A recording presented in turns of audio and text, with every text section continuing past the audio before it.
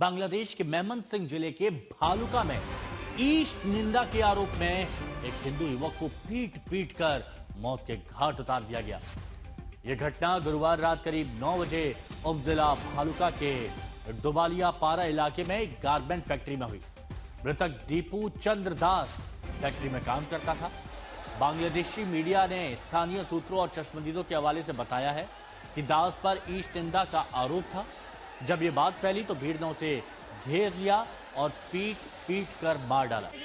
घटना के बाद गुस्साई भीड़ मृतक के शव को मेमन सिंह हाईवे के किनारे घसीट कर ले गई और आग लगा दी। ये उसी वक्त की तस्वीरें आपको दिखा रहे हैं। तो आशुतोष मिश्रा हमारे सहयोगी इसी खबर पर हमारे साथ जुड़े हुए हैं। आशुतोष, एक बार फिर से वही सब दोहराया जा रहा है बांग्लादेश में जो एक बार पहले हम देख चुके हैं, जहां हिंदुओं को टारगेट किया जा रहा है, ईस्ट निंदा के आरोप में पीट पीट कर उनको मार डाला जाता है।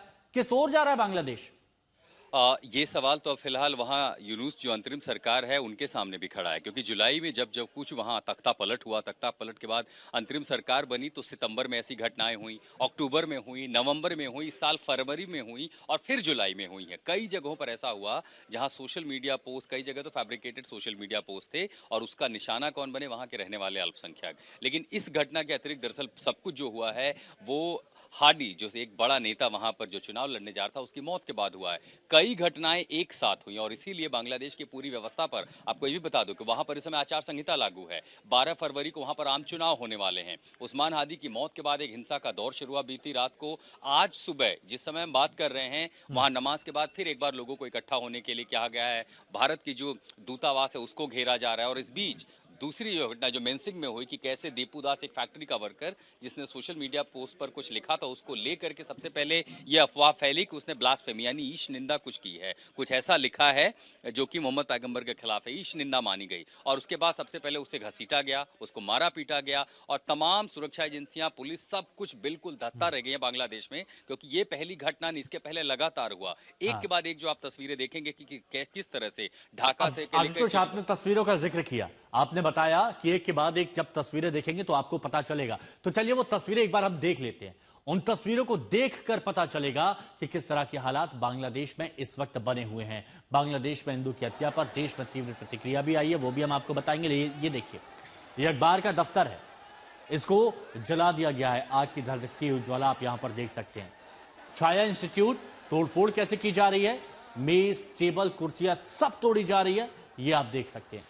सड़क पर हिंसक प्रदर्शन हो रहा है और वो हिंसक प्रदर्शन धीरे धीरे उग्र हो जाता है और उग्र होने के बाद फिर तो हाथों में लाठी, डंडे, हथौड़ा, तलवार जो मिलता है उससे तोड़फोड़ शुरू हो जाती है, उससे आगजनी शुरू हो जाती है, उससे बिल्डिंगों को मिटाया जाता है और फिर हर जगह अराजकता का माहौल हो जाता है। और ये हो रहा है बांग्लादेश में। मजहबी उत्पात कहा जा सकता है।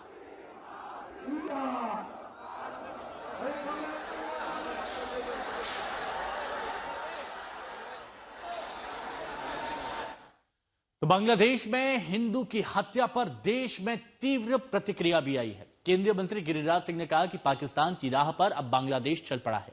कांग्रेस के प्रमोद तिवारी ने कहा है कि बांग्लादेश में हिंदू अब सुरक्षित नहीं है। हमारी सरकार आखिर कर क्या रही है? के दुर्भाग्य है, बांग्लादेश पाकिस्तान के रास्ते पर चल पड़ा है और भारत में भी ममता बनर्जी जैसे नेत्री हैं जो भारत को, बंगाल को बांग्लादेश बनाना चाहती हैं और सारे इंडी गठबंधन की जुबान अभी बंद हो गई। ये दुर्भाग्यपूर्ण। मैं बहुत साफ कह रहा हूं, मोदी सरकार के विदेश नीति के भटकाव के कारण, उनकी असफलता के कारण ये कीमत हमको चुकानी पड़ रही है। ये वही बांग्लादेश है ना जिसे 14 दिन के अंदर इंदिरा गांधी की राजनीतिक इच्छा शक्ति से दुनिया का जोग्राफिया बदल गया था और बांग्लादेश पैदा हुआ था, जिसे हमने पैदा किया। आज वहाँ हिंदू नहीं सुरक्षित, मंदिर नहीं सुरक्षित, वहाँ हाई कमीशन का ऑफिस जो सबको सुरक्षा देने के लिए है वो नहीं सुरक्षित। तो कुल मिलाकर अगर आप देखें तो मोदी सरकार की राजनीतिक विफलता का एक जीता जागता उदाहरण है। हमें सुरक्षा चाहिए, वहां पे जो माइनॉरिटी है हिंदू, मंदिरों की सुरक्षा चाहिए, जो लोग भारतवासी हैं उनकी सुरक्षा चाहिए, सिख हैं वहां पे, जैन हैं, सब असुरक्षित हो गए। क्या हो गया इस मोदी सरकार को? सुरक्षा बलों की मौजूदगी में वहां पर है बांग्लादेश पुलिस, उसके बावजूद युवक की मॉब लिंचिंग और जलाकर मारने पर चुप्पी आखिर क्यों है? होठ सिल क्यों गए हैं? अब तक हिंदू युवक के हत्यारों पर एक्शन क्यों नहीं लिया गया है? क्या तमाशबीन बने रहे बांग्लादेशी सुरक्षाकर्मी, जो तस्वीरों में दिख भी रहा है, वीडियो में दिख रहा है? सरकार हालात संभालने में क्यों अब तक नाकाम रही है? जैसे आशुतोष भी बता रहे थे, कई महीनों पहले भी ऐसा ही देखा था। हिंदुओं पर लगातार हमले की अनदेखी आखिर क्यों की जा रही है? एक घटना नहीं, इससे पहले होता आया है। चुनाव आचार संहिता के बीच ऐसी बेकाबू हिंसा कैसे? चुनाव आचार संहिता में तो बहुत सावधानी बरती जाती है, लेकिन चुनाव आचार संहिता में आग लगा दी जाती है, तोड़फोड़ कर दी जाती है, एक हिंदू युवक की हत्या कर दी जाती है, और इसीलिए यह पूछा जा रहा है कि हत्यारों पर एक्शन कब होगा? जो एक हिंदू युवक को जो मार डालते हैं, बीच सड़क पर मार डालते हैं, और वहां पर ये बांग्लादेशी सुरक्षाकर्मी शांत बैठे रहते हैं। सबसे बड़ा सवाल तो यहां पर यही खड़ा हो रहा है, क्या बांग्लादेश में हिंदू होना अब अपराध हो गया है?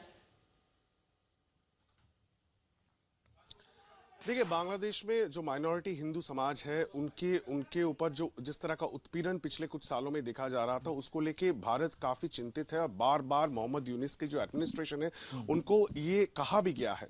और आप देखिए पिछले साल किस तरह से इस्कॉन के जो वहाँ के साधु थे उनको गिरफ्तार कर लिया गया। उसके बाद चिटागोंग में इसके भारी प्रदर्शन भी हुई और बार बार इसको उठाया भी गया। भारत ने बांग्लादेश के साथ ही उठाया और फिर से आज देखिए जिस तरह का वारदात देखने को मिला है मायमनसिंह में, खुलेआम एक हिंदू युवक, उनको इस तरह से पीटा जाना, उसको मार डालना, उसको जला देना, ये कहीं ना कहीं एक मतलब तालिबानी जो शासन की तरह दिख रहा है इस वक्त बांग्लादेश में। और सवाल या निशान बिल्कुल मोहम्मद यूनिस सरकार और उनकी लॉ एंड ऑर्डर सिचुएशन पे उठाना बिल्कुल लेजिटिमेट बनता है इसलिए। और यही कारण है कि बार बार ये सवाल उठाए जा रहे हैं, क्योंकि जहां एक और उस्मान हादी जो पॉलिटिकल एक्टिविस्ट है उनके डेथ को लेके, उनके निधन को लेके इस वक्त बांग्लादेश की जो सियासी जो सिचुएशन है वो भी गरमाया हुआ है। उनकी डेड बॉडी को लाया जाएगा। आज शुक्रवार है, जुम्मे की नमाज के बाद प्रोटेस्ट कॉल दिया गया है शाहबाग में, ढाका शहर में, वहां पे प्रोटेस्ट चल रहे हैं। लेकिन जो भारत के खिलाफ जो सेंटिमेंट है वो एंटी इंडिया सेंटिमेंट वो काफी गहरा होते हुए दिख रहा है। ये एक ट्रेडिशनल हथियार के तौर पे यूज किया गया है बांग्लादेश की राजनीति में। जब भी बांग्लादेश की राजनीति में इस तरह का कोई निर्णायक मोड़ देखा जाता है तो वहां के राजनीतिक नेता भारत के खिलाफ इस तरह के बयानबाजी करते हैं। और ये हम देखते भी आए हैं। देखिए ये दोनों भी आए हैं, इसलिए ऐसा हो भी रहा है। आशुतोष हमारे साथ जुड़े हुए हैं। आशुतोष, आप तो वहां पर गए भी थे, आपने वहां से ग्राउंड रिपोर्ट आपने कवर भी किया था। हिंदुओं को पहले भी वहां पर टारगेट किया गया है, अब आगे आपको क्या तस्वीर दिखती है और भारत सरकार का अब क्या किरदार हो सकता है? यहां पर क्या होना चाहिए ताकि वहां हिंदुओं को टारगेट होने से बचाया जा सके? डिप्लोमेटिक तरीके से हम यूनुस प्रशासन पर भारत सरकार जो बार बार कहता है वहां पर जब भी कही कि आपकी जो अल्पसंख्यक हैं उनकी वो सुरक्षा सुनिश्चित करे, लेकिन उससे भी ज्यादा भारत के लिए स्ट्रैटेजिक रूप से यानी जो जियोपॉलिटिक्स है उसमें भी बहुत बड़ा चुनौती है। अगर आपके पड़ोस में अस्थिरता का माहौल है, हिंसा का माहौल है, तो भारत के लिए हमेशा ये चिंता वाली बात होगी। यहाँ तक कि जिस समय हम बात कर रहे हैं, भारत और बांग्लादेश की जो सीमा पश्चिम बंगाल से लगती है, बेनापोल के पास, वहां भी मार्च शुरू हो गया है। चिटगांव में इस समय प्रोटेस्ट हो रहे हैं, शाहबाग में इस समय प्रोटेस्ट हो रहे हैं। हमने देखा पिछले 3 दिनों में भारत के जितने दूतावास है वहां पर, असिस्टेंट जो डिप्लोमेसी जो मिशंस हैं उस वहां पर घेरा हुआ है। बीती रात वहां पत्थरबाजी भी हुई है। तो कुल मिलाकर के दरअसल देखिए कि वहां आम चुनाव में कई सारे ऐसे एलिमेंट हैं जो एंटी इंडिया सेंटिमेंट को फ्यूल कर रहे हैं कि उसके नाम पर वो चुनाव लड़ लें। ऐसे में जो हादी की मौत हुई है, अब देखिए वो चुनावी रैली से लौट रहा था, जहां से वो जिस 8 बांग्लादेश सीट से चुनाव लड़ रहे हैं वहां वो उसके सामने लड़ रहे हैं जो बांग्लादेश का बहुत बड़ा चेहरा रहा है, बहुत पुराने नेता रहे हैं, मेयर रहे हैं। वहां किस वजह से हत्या हुई है, बांग्लादेश की सरकार, बांग्लादेश ढाका मेट्रोपॉलिटन पुलिस और यूनुस कह चुके हैं कि वो हत्यारे बांग्लादेश में ही हैं, लेकिन वहां कई सारे ऐसे एलिमेंट हैं जो ये कह रहे हैं कि देखिए उनको भारत ने पनाह दी, वो तो भारत में भाग गए हैं, ये जानते हुए कि वो वहीं पर हैं। खुद यूनुस ने कहा, जब देश के नाम संदेश दिया, उन्होंने कहा कि उनकी पहचान हो चुकी है, वो देश की सीमा में ही है, उनको अरेस्ट कर लिया जाएगा। अरेस्टिंग ना हो पाना, नाराजगी, सोशल मीडिया पर फ्यूल और कई सारे कैटलिस्ट जो एंटी इंडिया सेंटिमेंट फैलाने वाले लोग हैं, उनकी वजह से दरअसल ये अफवाह फैलती गई। और हादी की मौत के बाद मैं आपको बताऊं, कल हादी की मौत की खबर को भी रोकी गई। काफी देर तक ये जानकारी छुपाई गई कि वो देख रहे थे कि कहीं पर इसका रिएक्शन उग्र ना हो, लेकिन जब ये जानकारी आई उसके बाद जो उग्रता दिखाई दी है, अभी इसका कोई अंत नहीं नजर आ रहा।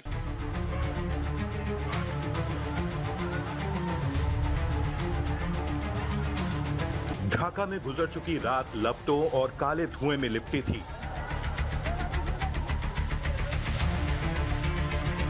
ढाका से लेकर सिलहट तक और राजशाही से लेकर चिटगांव तक उन्मादियों की भीड़ जानलेवा फितूर के साथ आधी रात को आगे बढ़ रही थी।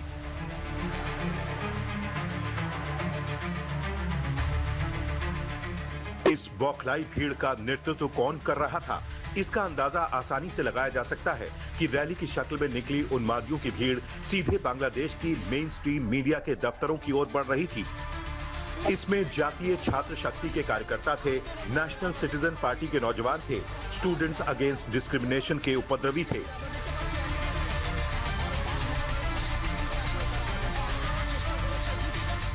बांग्लादेश में मीडिया पर हमला। इस उन्मादी भीड़ के निशाने पर पहले प्रथम आलो अखबार का दफ्तर आया। भीड़ का एक हिस्सा सड़क बंद करके खड़ा हो गया, दूसरा हिस्सा अखबार के दफ्तर में आग लगाने में जुट गया। दूसरी तरफ उन्मादियों की भीड़ ढाका के कवरान बाजार में तेजी से आगे बढ़ रही थी।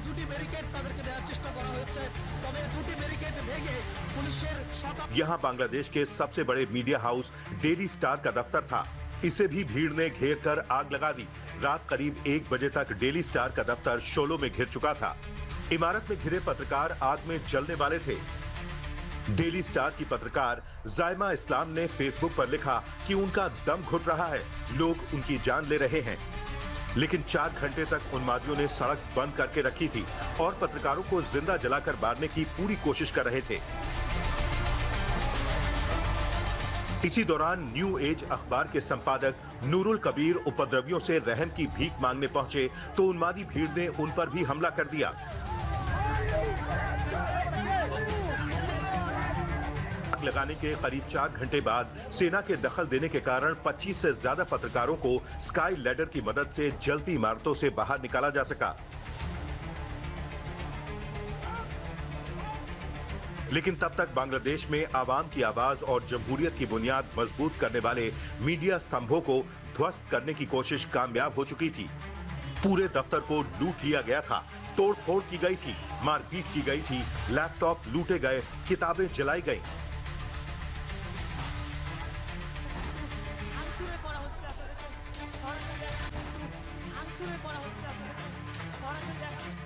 बांग्लादेश में हिंदुओं पर हमले। एक तरफ बांग्लादेश के ढाका में उपद्रव चल रहा था तो दूसरी ओर राजशाही से सिलहट तक सड़कों पर आगजनी और उपद्रव शुरू हो चुका था। मेमन सिंह से लेकर भालुका इलाके तक हिंदुओं पर हमले शुरू हो चुके थे। बीजेपी नेता अमित मालवीय ने दावा किया कि बांग्लादेश के मेमन सिंह जिले में हिंदू युवक दीपू चंद्र दास को जिंदा जलाकर मार डाला गया।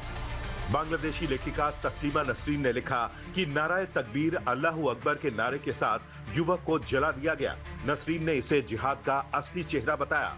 पता चला कि मेमन सिंह जिले के भालुका उप जिला में ये घटना हुई, जहां दुबलिया पारा इलाके में गारमेंट फैक्ट्री में काम करने वाले युवक को पेड़ से बांधकर जिंदा जला दिया गया। इतना ही नहीं, 1961 में स्थापित बांग्ला भाषा, संस्कृति और मूल्यों को संरक्षित करने वाली ऐतिहासिक सांस्कृतिक संगठन छाया नॉर्थ की बिल्डिंग पर भी हमला हुआ। मजहबी नारे लगाती हुई भीड़ इमारत में तोड़फोड़ कर रही थी। आज तक ब्यूरो। 1 साल पहले बांग्लादेश को हिंसा की आग में झोंका गया था। तब दलील दी गई थी कि शेख हसीना की सरकार भ्रष्ट है, लिहाजा उसे हटाना जरूरी है। इसी बहाने से कट्टरपंथी ताकतों ने लोकतांत्रिक तरीके से चुनी गई सरकार को पलटकर इस्लामिक सत्ता स्थापित करने की पहली नींव रखी थी। बांग्लादेश में मोहम्मद यूनुस को चेहरा बनाकर अंतरिम सरकार का गठन हुआ और उसमें जमात इस्लामी ने अपने पांव जमाने शुरू किए थे। विपक्षी दलों के प्रतिनिधियों के साथ बनाई गई इस अंतरिम सरकार में कट्टरपंथियों के मिशन को बहुत जल्द बांग्लादेशी आवाम समझ चुकी थी और फिर बांग्लादेश में चुनाव की मांग पर रैलियां, प्रदर्शन शुरू हो चुके थे। शेख हसीना की पार्टी को चुनाव लड़ने से रोकने के तमाम उपाय किए जा रहे थे, लेकिन खालिदा जिया की बांग्लादेश नेशनलिस्ट पार्टी इस चुनाव को लेकर पहले से आशंकित थी। First of all, very much important side is here attending this, the security of the people and stability and national security of the country. Every people, every citizen have to secure for their vote, testing their vote, and the situation of this is very much challenging for this government and election commission. We have trying to destroying democratic process throughout voting power in Bangladesh.